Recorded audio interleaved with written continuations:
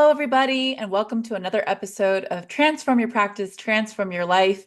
My name is Kristina Schneider. I'm a practice success coach here at the Ultimate Estate Planner. And thank you for tuning in to our episode today entitled The Number One Cause of Your Interruptions by Employees. I will tell you that even though I am a business coach for estate planning lawyers, this particular topic, I would honestly tell you, if you are in any kind of business and you have a lot of interruptions and you can identify that one source of those interruptions are your employees, then this is definitely going to be an applicable podcast for you to tune into. So let's get right into it. So the first question I would have for you is, have you ever, left your office to walk down the hallway to get a glass of water? Maybe you go use the restroom, maybe go grab a file, and something called the ambush happens where, everyone seemingly that you pass by has one quick question for you, right? You know what I'm talking about. Before you know it, you don't even remember why you left your office in the first place. Or maybe you have an inbox right now completely flooded with multiple emails from multiple employees with a variety of questions or issues that they are bringing to your attention. I don't know if you realize this or not, but that I would also say is an interruption. Because for most of us, we tend to be kind of glued to our computer, glued to our screens. And when we see that email notification come in, or we look at our emails and we see these emails coming in, we oftentimes will take the time to stop what we're doing and address those things in that moment, which may not be something that needs to be addressed right now, right? So these are what I would call kind of passive interruptions that are happening. Maybe they're not requiring you at that very second to halt what you're doing and pay attention the way maybe somebody knocking on your door and popping their head in would, right? But these are all interruptions, and all of these things add up and they all create inefficiencies in the office. And interruptions for sure have, honestly, bottom line result impacts, whether it's liability, an issue of efficiency, mistakes that are made, and really it's just exhausting. I don't know if about how you guys feel about it, but being constantly interrupted all the time, where you get to the end of the day and you're exhausted and you don't feel like you actually got anything done because the things that you got done were not necessarily needle moving, if you will. So what I would tell you is that the reason and the way that you can avoid having these interruptions is through having a dedicated set time to meet with your team. That is why these interruptions are happening. They don't know when they're going to get their questions answered. So they are going to find a time and a way to get their question answered. I know that in Phil's law of practice, I can recall a situation where, he would be done with a meeting and all of a sudden there was like a line forming outside his door of all these people that had questions. That is not a good result or a good practice. And so the way to avoid this is, there's a couple ways to avoid it. Well, first of all, it's to figure out who needs your time and attention, how much time do they need, and how often do they need it, right? So this is where I'm not going to get into it in this particular episode, that I typically recommend attorney business owners to have an executive assistant of some kind who can triage matters and who can be kind of a mediator between you and the team.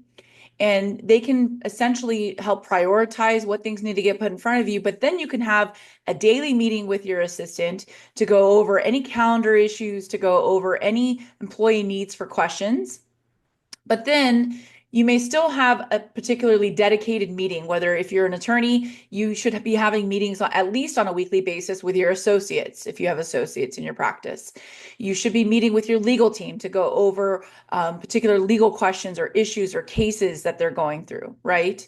You should be meeting with your office manager, if you have someone that's like your office manager or a bookkeeper, to be going over your profitability and your finances and cash flow projections and things like that. These are the meetings that are oftentimes overlooked, but are super necessary, because if you're not having these meetings, then this is why the interruptions are happening, right? So first step for you is to figure out who needs to meet with you and scheduling a time on the calendar, on both of your calendars, for that meeting to happen. I like to recommend starting with Mondays. Monday mornings are fantastic days to fill up with staff meetings. Why? Well, first of all, it's just kind of the new week effect of let's meet, let's go over your questions so it can set you in motion for the week. What are you working on this week? What are our goals this week, right? Also, from an attorney perspective of taking on client meetings, we found in Phil Cavish's practice that Monday mornings were the meetings that oftentimes clients missed and canceled at the last minute because something came up over the weekend. They weren't feeling well. And maybe they forgot, even though we did a confirmation the week prior, right? There's just too many days in between that confirmation for stuff to happen that then causes them to miss their Monday morning appointment. So we said, hey, let's just use this time to really invest in our team and invest what our team needs. And let's hold this meeting. Now, that may not be enough. If there's still a lot of interruptions and emails and questions happening throughout the week, you might need to have another interim meeting like on Wednesday afternoon or Thursday morning. It may be a shorter meeting. Maybe on Mondays, it's an hour, but maybe the interim meeting is a half hour, right? And so you can obviously, none of this is set in stone. So you can obviously play around with the duration of the meeting, how often it happens. I'll give you an example. I had an attorney who set in motion this idea of setting up regular meetings, and he said, well, Kristina, I have a 2-hour meeting with my departmental meeting with my estate planning department every other week, and I'm still getting a lot of interruptions. And I said, well, why don't you just do an hour, but once a week? Same amount of time, just more frequent, right? So, you can play around with how frequent that it needs to be. And what will happen over time is that these meetings can also be opportunities for additional mentorship and training from you. Oftentimes their questions that you may get are oftentimes questions you're like, man, you should probably know the answer to this. But if they don't know the answer, they're coming to you with a question and you feel like they should know the answer, then utilizing a dedicated period of time in a meeting to say, I really want you to understand this so that going forward, when this kind of situation happens, you know what to do, right? So that you can identify and spot those opportunities to do better training and to do better mentorship. Because when it comes in the email, you're just trying to clear out your email and it's just a quick question, quick answer, boom. But you're maybe not taking the time to step back and say, hey, does this employee really understand what's happening here and how to identify those situations going forward so that they can make those educated and well-trained, answers for themselves going forward. And so I will tell you that interruptions are, again, a big source of inefficiency and therefore the impact on your bottom line. So if you can honestly say, yes, we are interrupting each other often, then I will tell you that the answer to this is having dedicated set times for you to have meetings that have to be inviolable. If you continue to just overlook them and say, well, this is more important than meeting with you, then your staff's not going to trust it. It becomes kind of a phantom appointment on the calendar that never actually happens. And they're going to continue to ambush you. They're going to continue to flood your inbox. So I hope that this helps you. I think that this one practice in your practice alone will make you and your team much more efficient. They will feel better because they can trust that they have a set time to be able to get their questions answered and they don't have to bombard you in the meantime. The other thing it will also teach your team is what is urgent and what is important, right? I would hope everything that you are doing and your team are doing is important, but not everything is urgent. And you begin to train people on what is urgent that requires an interruption versus what can be delayed and be answered in a methodological, a well thought out way. And so I think that this can be absolutely helpful to your practice. And I look forward to hearing back from those that implement this strategy.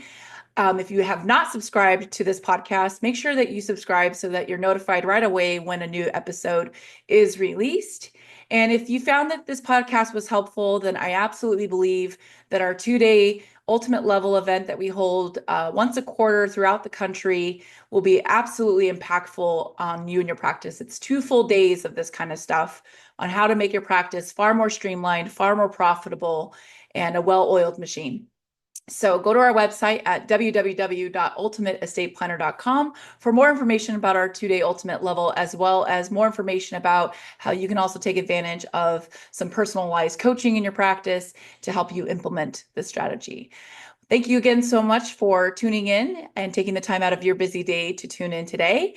And I look forward to continuing to help you unlock your practice's potential. Goodbye, everyone.